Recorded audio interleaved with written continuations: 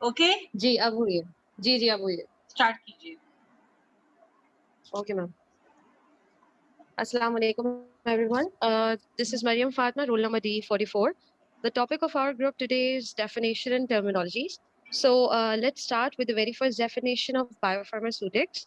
Now, let me define you what is biopharmaceutics. Biopharmaceutics is comprises of two words, bio and pharmaceutics. सबसे पहले तो हमें ये मालूम होना चाहिए कि बायो और फार्मास्यूटिक्स का मतलब क्या है। बायो का मतलब होता है लाइफ एंड फार्मास्यूटिक्स का मतलब होता है कन्वर्जन करना किसी भी न्यू केमिकल या फिर किसी भी ऑलरेडी एग्जिस्टेड ड्रग जो मार्केट में ऑलरेडी मौजूद हो, उस ड्रग की मैं बात कर रही हूँ, उसकी कन्वर्जन करना किसी भी सूटेबल मेडिकेशन के अंदर, ये चीज कहलाती है फार्मास्यूटिक्स। सो बायो फार्मास्यूटिक्स जो है वो हमारे पास अब यहाँ पे एक डेफिनेशन आपको मौजूद दिख रही होगी स्क्रीन पर। यहाँ पर हम लोग बायोफार्मास्यूटिक्स में दो वर्ड्स पहले मैं बताती चलूं कि बहुत फ्रिक्वेंटली यूज करते हैं, जिनके बारे में हमें एग्जैक्ट उसकी मीनिंग पता होना जरूरी है। Number one is drug and the second one is the doses form.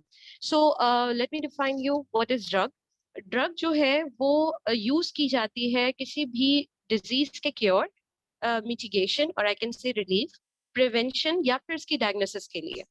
और डोजेज फॉर्म अगर मैं बात करूं तो वो एक ऐसी फॉर्म है या ऐसी शक्ल है किसी भी ड्रग की जो कि आप जब किसी ह्यूमन बॉडी में इंसर्ट कर रहे हैं या एडमिनिस्टर कर रहे हैं तो वो किस फॉर्म में दी जा रही है, इस चीज को हम डोजेज फॉर्म का नाम देते हैं। अच्छा, बायोफार्मास्यूटिक्स जो है ये यूजुअली हमें बताती है inter relationship of physical and chemical properties. अब इंटर रिलेशनशिप जो है यानी कि दो डिफरेंट मुख्तलिफ चीजों के दरमियान में उनका एक दूसरे पे इंटरडिपेंडेंस किस तरह है, उनकी फिजिकल और केमिकल एक दूसरे पे प्रॉपर्टी जो है वो किस तरह से एक दूसरे पे डिपेंड करती हैं, ये तमाम चीजें हम बायोफार्मास्यूटिक्स में पढ़ते हैं। अच्छा, फिजिकल और केमिकल प्रॉपर्टीज की मैंने बात की, तो ये हम किन किन चीजों की बात कर रहे हैं, वो है ड्रग, डोजेज फॉर्म, उसका रूट ऑफ एडमिनिस्ट्रेशन कि आप ड्रग कौन से रूट ऑफ एडमिनिस्ट्रेशन के थ्रू पेशेंट को दे रहे हैं, उसकी डोजेज फॉर्म क्या है, इधर वो लिक्विड है या टेबलेट है या कैप्सूल है व्हाटएवर। और दूसरा ये कि जब आप उसको एडमिनिस्टर कर रहे हैं तो वो कितने रेट और एक्सटेंट के साथ सिस्टमिक सर्कुलेशन में जाकर एब्जॉर्ब हो रही है। Let me define you here the rate. Rate usually हम उस चीज को कहते हैं जहां पर टाइम का जिक्र आ रहा हो। Time is always related to rate.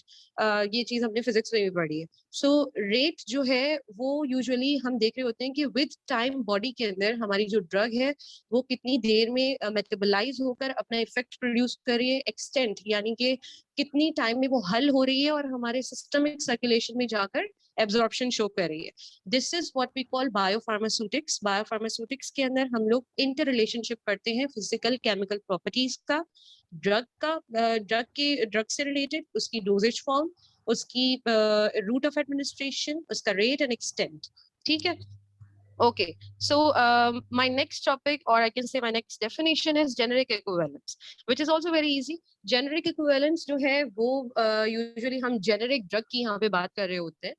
अगर कोई ऐसी जेनेरिक ड्रग हमारे पास अवेलेबल है जो कि दूसरे ब्रांड नेम, किसी भी दूसरे ब्रांड नेम ड्रग के साथ अपनी रिजेम्बलेंस शो करती हो अकॉर्डिंग टू यूएस फार्माकोपिया, उसकी स्ट्रेंथ, उसका एक्टिव केमिकल इंग्रेडिएंट्स, उसका डोजेज फॉर्म, उसकी स्ट्रेंथ हो गई, क्वालिटी है, प्योरिटी है, ये तमाम चीजें अगर उसकी रिजेम्बल करती हैं with the brand name drug और I can say any other drug, तो वो चीज जेनेरिकली इक्विवेलेंट कहलाती है दूसरे ड्रग के साथ। यानी ऐसी दो ड्रग्स जो कि एक हमने जेनेरिक ड्रग ले ली और अगर उसकी रिजेम्बलेंस हमारे साथ हमारे पास जो है वो दूसरे ड्रग के साथ आ रही है, तो इस चीज को हम, इन दो ड्रग्स को हम जेनेरिकली इक्विवेलेंट ड्रग का नाम देंगे। अच्छा, यहाँ पर एक चीज मैं आपको बता दूं कि जेनेरिक ड्रग जो होते हैं इनको हम मार्केट में सिर्फ उस सूरत में लेकर आ सकते हैं जब उसकी रिजेम्बलेंस जो हम दूसरे जिसके साथ हम इसको कंपेयर करना चाह रहे हैं, वहां पर अगर इसकी बायो इक्विवेलेंस दोनों की सेम होती है। बायो इक्विवेलेंस क्या चीज है ये भी आपको अभी आगे हम लोग डिफाइन करेंगे। बायो इक्विवेलेंस अगर इनकी सेम है दोनों ड्रग्स की, at that time it will be marketed और एल्स इट विल नॉट। ठीक है। तो यूजुअली हमारे पास जो है, हम पूरा जो हमारे जेनरिक ड्रग है उसका डेटा ANDA के through, that is abbreviated new drug application, इसके जरिए ये पूरा एक डेटा कलेक्टेड फॉर्म होता है हमारी जेनरिक ड्रग का। हमने इसके अंदर पूरा अपना डेटा एंटर करके अपना FDA तक पहुंचाना होता है। अच्छा, FDA उस चीज को तब तक अप्रूव नहीं करती है जब तक कि वो सेवरल उस पर टेस्टिंग परफॉर्म ना कर दे। और जब उस पर सेवरल टेस्टिंग हो जाती है, एट दैट टाइम अगर उसकी बायो इक्विवेलेंट सेम आती है, तो ये चीज मार्केट में जो है वो फिर हमारे पास अवेलेबल हो रही होती है या फिर मार्केट में जा रही होती है। और ये भी चीज हमें देखनी होती है कि उसकी दोनों ड्रग्स की जिनको हम बायो इक्विवेलेंस उनका चेक करें, इनकी सेफ्टी, इनका यूज, इनकी एफिकेसी, इनकी परफॉर्मेंस एग्जैक्टली इक्वल होनी चाहिए। एट दैट टाइम आप कह सकते हैं कि वो जेनेरिकली equivalent drugs है। Thank you so much. This is all from my side. Now, further proceed by Sadarshak. Assalamualaikum. This is Sagar roll number D052. Bismillahirrahmanirrahim. My topic is therapeutic equivalence.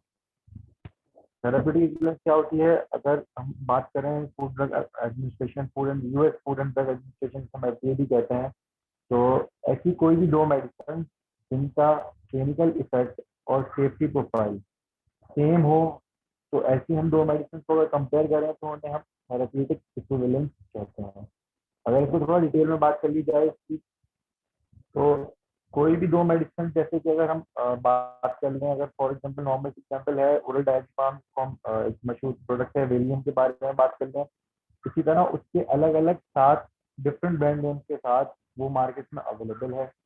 इससे फायदा क्या है, इसका advantage क्या है? इसका advantage ये है कि इसमें पेशेंट कंप्लायंस बहुत आसानी से हम देख सकते हैं, जैसे कि कॉस्ट इफेक्ट हम इसमें आराम से मेजर कर सकते हैं कि कोई ब्रांड सेम जेनरिक में इसकी कॉस्ट ज़्यादा है और उसी जेनरिक में किसी और ब्रांड की कॉस्ट कम है। ठीक है। इसके अलावा पेशेंट के लिए इजीली अवेलेबिलिटी, अब एक एरिया में पेशेंट को कोई डॉक्टर मेडिसिन प्रिस्क्राइब करता है, उसके सेम जेनरिक में उसको दूसरा ब्रांड मिल रहा है, अलबत्ता वो वाला ब्रांड नहीं मिल रहा, तो वो भी इस तरीके से पेशेंट कंप्लायंस में हम उसको देख सकते हैं।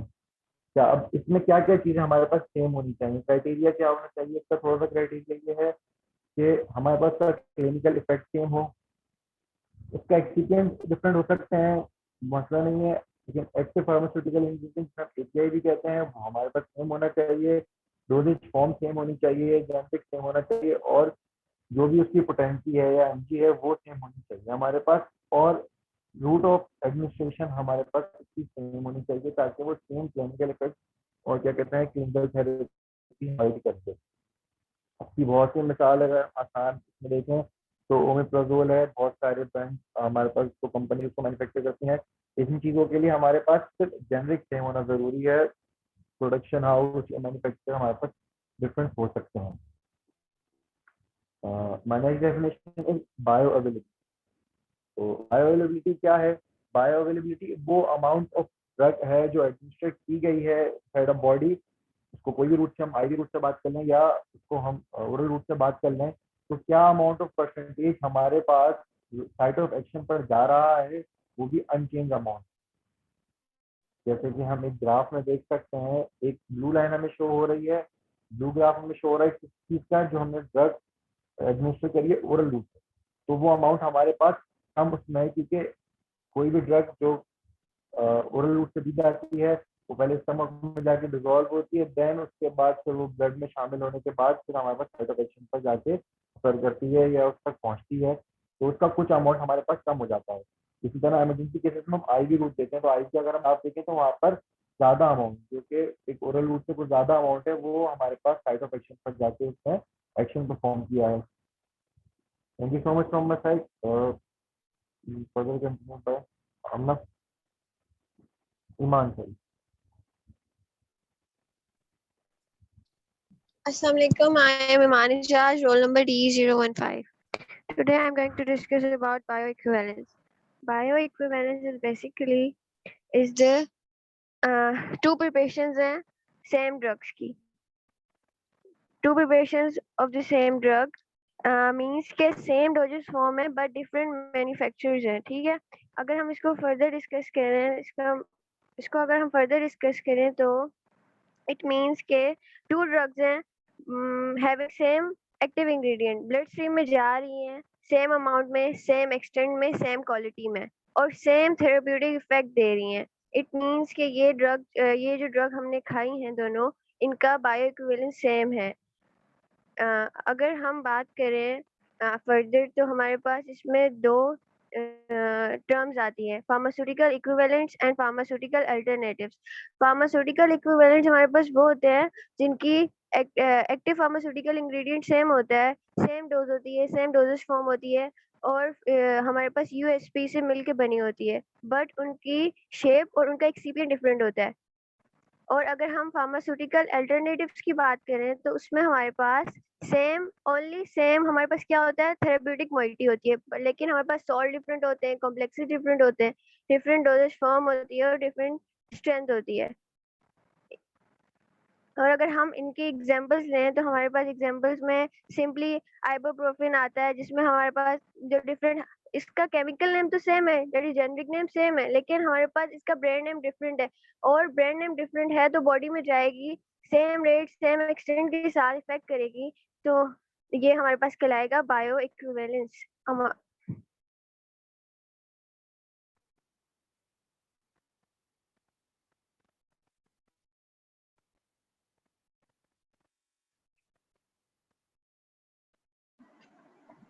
जी बेटा कंटिन्यू कीजिए। नेक्स्ट टॉपिक है हमारे पास ड्रग डिस्पोजिशन। ड्रग डिस्पोजिशन में हम ड्रग की फेट को डिस्कस करते हैं, मींस कि वो बॉडी में जाएगी, उसकी absorption, distribution, metabolism and excretion को डिस्कस करना है। और उसके अलावा इसमें हम डिस्कस करते हैं कि इसके अलावा इसकी एक्सक्रीशन, इसकी डिस्ट्रीब्यूशन भी डिस्कस करते हैं इसमें। अगर हम डिस्कस करें तो इसमें हम अगर हम डिस्ट्रीब्यूशन की बात करें, डिस्ट्रीब्यूशन किधर हो रही है, ब्लड में हो रही है। ब्लड में किसकी जगह पे, प्लाज्मा में, टिश्यूज में और सेल्स में हो रही है। और इसमें अगर ये डायग्राम जो है इधर ये शो कर रही है कि ड्रग हमारी बॉडी में जा रही है, किस किस पार्ट में किस किस तरह से जा रही है, लीवर में जा रही है, स्टमक में जा रही है, किडनी में जा रही है, सर्कुलेट हो रही है और फिर यूरिन से एक्सक्रीट आउट हो रही है। इसमें हमारे पास एक मॉडल आता है, one compartment model of drug disposition, जो हम ओरल रूट से एडमिनिस्टर करते हैं। इसमें क्या होता है कि हम ड्रग को डोजेज फॉर्म में लेते हैं, जाती है वो जीआईटी में, जीआईटी में इसका इनपुट आता है कि बॉडी के डिफरेंट कंपार्टमेंट्स में जाएगी। अब बॉडी के कंपार्टमेंट्स क्या होते हैं, बॉडी के कंपार्टमेंट मींस के डिफरेंट हमारे पास साइट्स पे जाएगी, जैसे ब्लड में जाएगी, टिश्यू में जाएगी और डिफरेंट पार्ट्स में जाएगी, ठीक है। और उसके बाद आउटपुट इसका आता है कि ये ड्रग हमारे पास यूरिन में चली जाती है, यूरिन में जाके स्क्रीड आउट हो जाती है। और नेक्स्ट फर्दर आपको बताएंगी आमना Asim. Assalamu alaikum everyone. My name is Amna Tamari and my roll number is D006.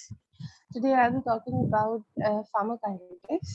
So when we talk about pharmacokinetics, तो एक सवाल जहन में आता है कि what a body does to a drug. तो जब body drug में enter होती है, it first liberates, then it absorbs, then distributes, metabolize होती है and then eliminate होती है. इसको लेडमी भी कहते हैं.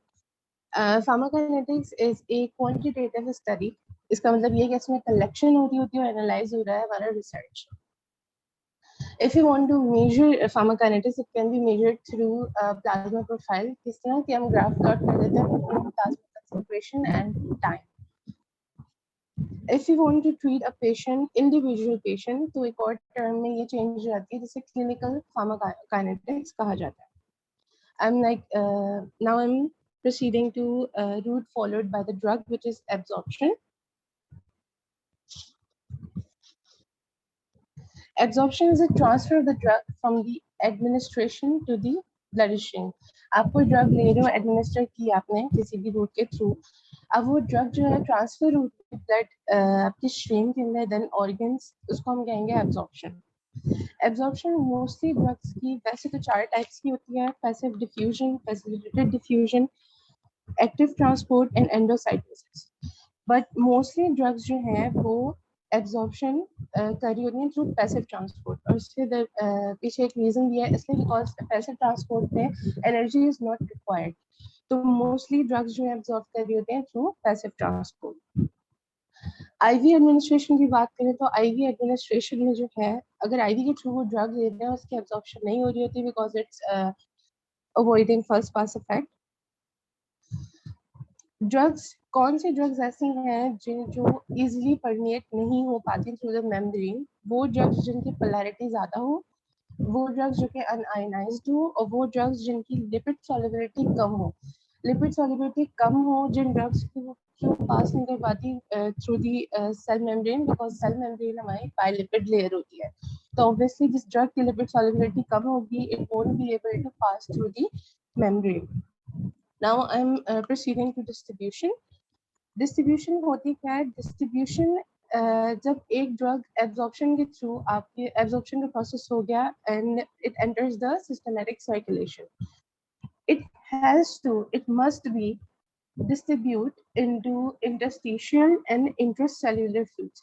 Interstitial fluid मतलब outside the cell जो fluid होता है, और intracellular जो inside the fluid cell जो fluid होता है। अब डिस्ट्रीब्यूशन में होता क्या है कि डिस्ट्रीब्यूशन में एक इक्वल या कांस्टेंट डायनामिक इक्विलिब्रियम क्रिएट हो जाता है, एनवायरनमेंट क्रिएट हो जाती है between two concentrations.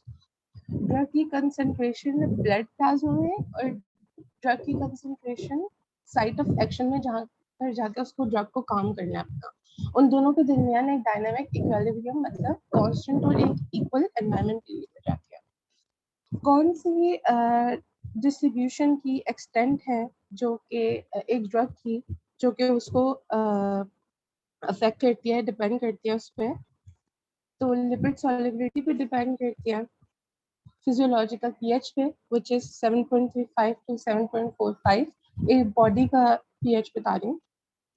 Plasma binding which means कि प्रोटीन का बाइंड होना हमारे ब्लड से, टिश्यू प्रोटीन, और difference in regional blood flow. Regional blood flow का मतलब ये है कि हर ऑर्गन के अंदर एक ब्लड फ्लो डिफरेंस होता है, ब्लड फ्लो जा रहा है हर ऑर्गन में डिफरेंट तरीके से, डिफरेंट वेलोसिटी से, उन सब चीज़ों पे जो है डिस्ट्रीब्यूशन एक ड्रग की डिपेंड करती है।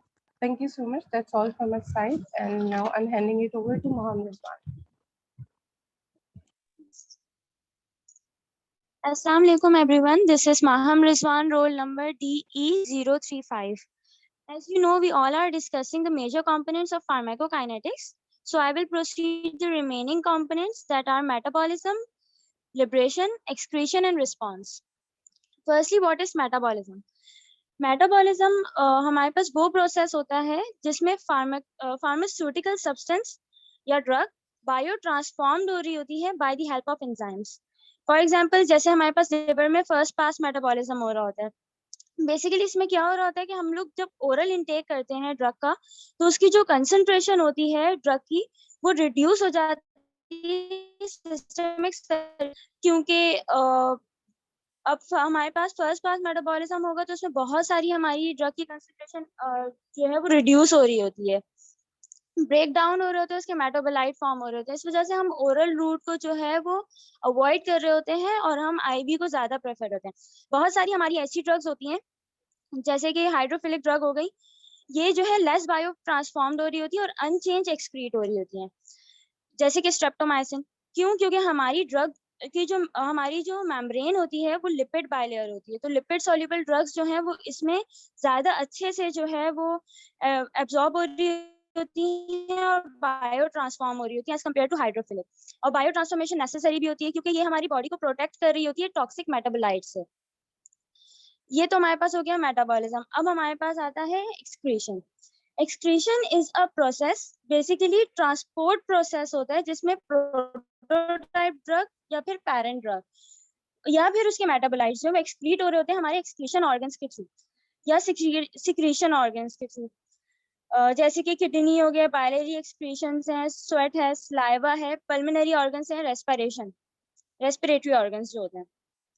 अब इसमें हमारे कोई फार्माकोकाइनेटिक पैरामीटर्स होते हैं एक्सक्रीशन के, जिसमें हमारे पास रीनल क्लियरेंस आती है, मतलब ड्रग की कंसंट्रेशन प्लाज्मा में, और रीनल एक्सक्रीशन रेट आता है, मतलब फ्रैक्शन जो कि अनएक्सक्रीटेड या एक्सक्रीट हो रहा होता है अनचेंज्ड फॉर्म। रीनल क्लियरेंस क्या होती है हमारे पास? वो वॉल्यूम प्लाज्मा का जो कि क्लियर हो रहा होता है ड्रग से per unit time through kidney. इसको हम लोग रीनल क्लियरेंस कह रहे होते हैं। ये बहुत इंपॉर्टेंट पैरामीटर होता है और हम इसको चेक भी कर रहे होते हैं। हम इसीलिए ड्रग की रीनल क्लियरेंस भी चेक कर रहे होते हैं कि कितनी है, क्योंकि अगर रीनल क्लियरेंस अच्छी नहीं होगी तो वो हमारी किडनी पे इफेक्ट करेगा, हमारे एक्सक्रीशन ऑर्गन्स पे इफेक्ट करेगा। Now I am proceeding to liberation. Liberation जो है हमारे पास बेसिकली फर्स्ट स्टेप होता है फार्माकोकाइनेटिक्स का। सारे स्टेप्स में हमारे पास सबसे पहले लिबरेशन आता है। लिबरेशन क्या होता है? उसमें लिबरेशन के थ्रू हमारी जो मेडिकेशन होती है वो बॉडी में एंटर होती है और लिबरेट होती है, मतलब स्प्लिट होती है, या ये कह लें कि वो जो एक फॉर्मुलेशन है उससे एक्टिव इंग्रेडिएंट को स्प्लिट करती है, बाहर निकालती है। एक्टिव इंग्रेडिएंट जो है वो जब अलग हो जाता है फॉर्मुलेशन से तो वो लिबरेशन का प्रोसेस कहलाता है। इसके भी हमारे पास 3 स्टेप्स होते हैं, जिसमें डिसइंटीग्रेशन हो गया, डिसएग्रीगेशन हो गया, डिसोसिएशन हो गया। अब इसमें हम डिसएग्रीगेशन जो है दोनों सेम ही होते हैं, बस उनमें एक छोटा सा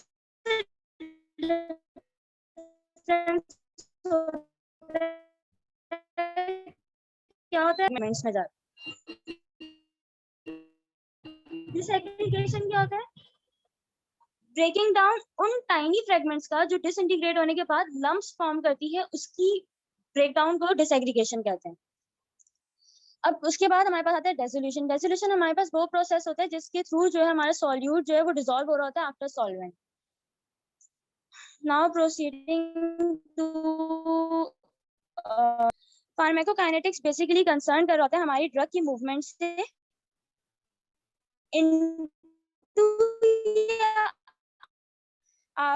किसी भी ड्रग का आफ्टर इम्प्लीमेंटेशन हमारी बॉडी में उसके जाने के बाद and after metabolism, liberation, metabolism, excretion, distribution, हमारी बॉडी पे क्या फार्माकोलॉजिकल इफेक्ट आया, ये रिस्पॉन्स होता है।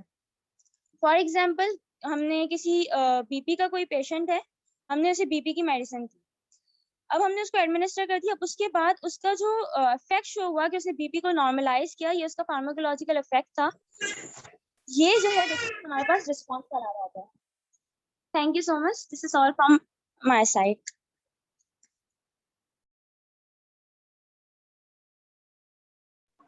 Thank you ma'am. ये थी हमारी प्रेजेंटेशन फ्रॉम ग्रुप ए। माशाल्लाह बहुत अच्छी प्रेजेंटेशन आप लोगों के ग्रुप ने डिलीवर करी। अब तो कंपटीशन टफ हो गया between morning and evening and आपकी अपनी क्लास में इंट्रा जो है बी ग्रुप के लिए और टफ हो गया। हमें बी ग्रुप यहाँ पे मौजूद है। Yes ma'am. Mariyam ji ma'am. B group में कौन है जिनको मैं होस्ट बना सकूं? मैम सिद्रा अहमद को आप बना दो। अच्छा सिद्रा, आप मेरी आवाज सुन रही हैं? सिद्रा? यस मैम, आ रही है मुझे आपकी आवाज।